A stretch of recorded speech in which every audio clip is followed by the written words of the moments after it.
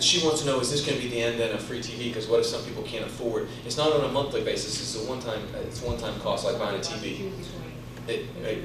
Yeah, no, absolutely, and it is the reason why the government does end up subsidizing it with $40. Now there are some boxes that actually only run $40. So if that's all you end up having is just this amount, there are some boxes, and you can get on the website, and I can try to have one of the FCC people show you which ones there are, but there are a couple, and I don't know the retail outlets here. Some retail stores are selling the ones that are only $40, some aren't, but we can show you which ones on the website are only about $40, so all you'd have to pay is the postage and the ship to you.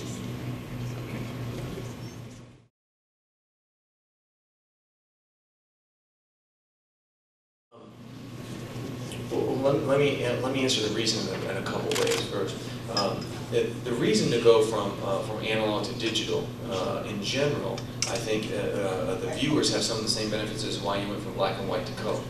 So in general, the benefits of going to a better picture quality, the higher definition picture, if you buy a new high definition set, the multiple channels that the broadcaster can be able to put out are all significant benefits. But that's only the reason why we had to change from analog to digital. Now, one of the questions you got is, though, what about people that are being disadvantaged? And really, the burden on people comes from us having an end date, in which the analog broadcasting is ending. It's not just that we're offering digital; it's that we're stopping offering analog.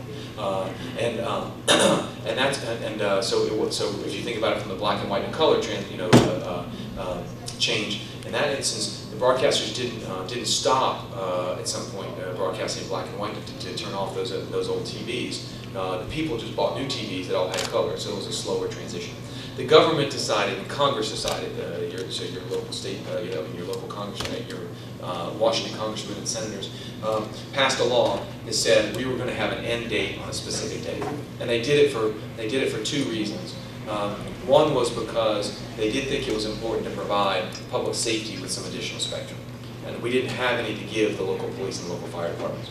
One of the things that people recognized after September 11th was that the local police and the local fire departments needed to be able to upgrade their radios because they weren't able to talk to each other during the emergencies, and it actually ended up jeopardizing them, and it ended up jeopardizing the people they were trying to save because they couldn't communicate with each other. So they needed to have better radios. So one of the things we did was give them some of those frequencies so they can go out and buy new radios and use them. And these frequencies, just because they carry television signals, they're some of the best frequencies we have, which is the reason why we gave them to public safety, because the technical characteristics of them mean that they penetrate walls very easily, which is why you can watch TV indoors, and at relatively low powers you can get a great signal. And that's the reason why the police and the firemen wanted them. And we also took some of them and we sold them, and the wireless companies bought them. To provide wireless services. We didn't get to keep any of the money. Our agency didn't. It just went to the federal treasury. But Congress did want to do that to make sure that people had an opportunity to get kind of the next generation of wireless broadband services. There are people that are concerned about making sure that people in this country are as connected to the internet with high-speed connections as they are elsewhere, and that's an important policy objective as well. And we want to make sure, and that this was a part and a way of making sure that people had that opportunity. So there were two of those reasons why they decided to have that hard date. But it is going to be a burden on some folks. And that's one of the reasons why we want to make sure that we're doing all we can to get everyone to be applying for the coupons, that everyone has an opportunity to use the coupons to try to offset that burden to as many folks as possible.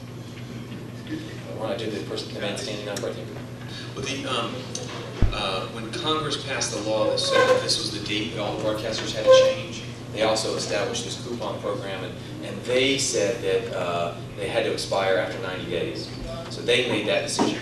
The Department of Commerce, which is the agency that they put in charge of doing the coupons, made the decision that they wouldn't reissue them. So, and that you could only get two.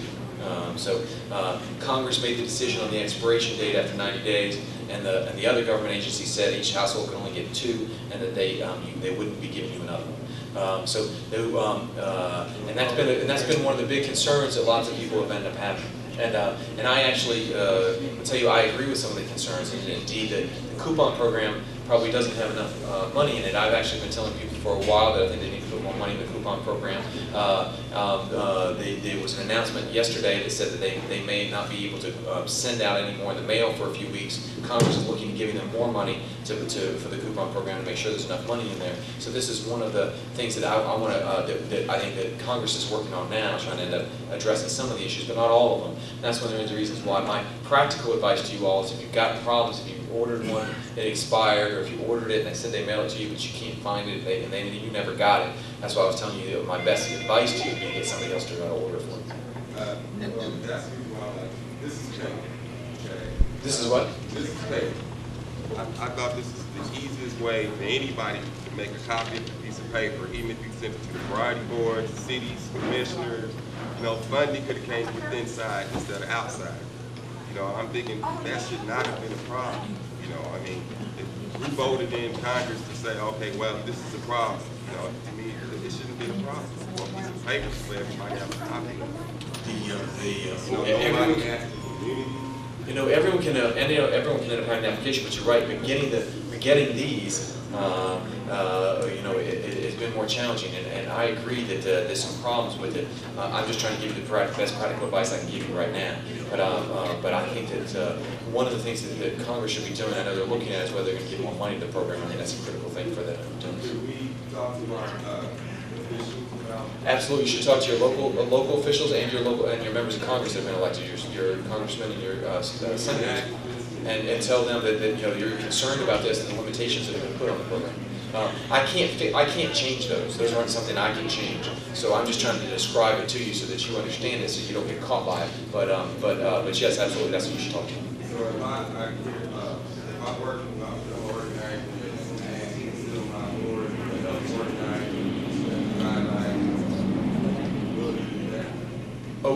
if you ask us to help sit on the board so we can help make sure that everybody understands what the guidelines are. And the rest of the guideline here where we extend 90 days or extend. I can't, because I'm a current government official, I can't sit on an outside a board, but what I can do is tell you that I've actually said some of the same things myself, and when I've talked to congressmen and when I've testified before Congress. If this fails, are there going to be any stopgap measures for emergency broadcasting? There currently are, there's a bill that Congress passed a few weeks ago that allows for the broadcasters to continue to broadcast in analog for a few weeks. Some stations, if they're not going to interfere, because we do want the digital ones to be able to maximize their power. So they can broadcast in analog if they don't interfere for a few weeks, to put up emergency messages and/or put up a message saying you need to switch over. But what about beyond that? Beyond that, there is no plan for allowing them to go back. Because digital TV does cut out. I'll admit I may not have the best antenna, but if you lose reception, as opposed to the old analog message where you could hear at least fuzzy reception, you could have loss of life. I think that's why it's critical to try to get people to getting the best signal they can, but because there is no plan for them to be able to continue to go back and broadcast now. And as a matter of fact, the law, just to be clear for the broadcasters, the law prohibits them from doing that. So it would actually be illegal for the broadcasters to try to broadcast analog. It seems seriously wrong to me.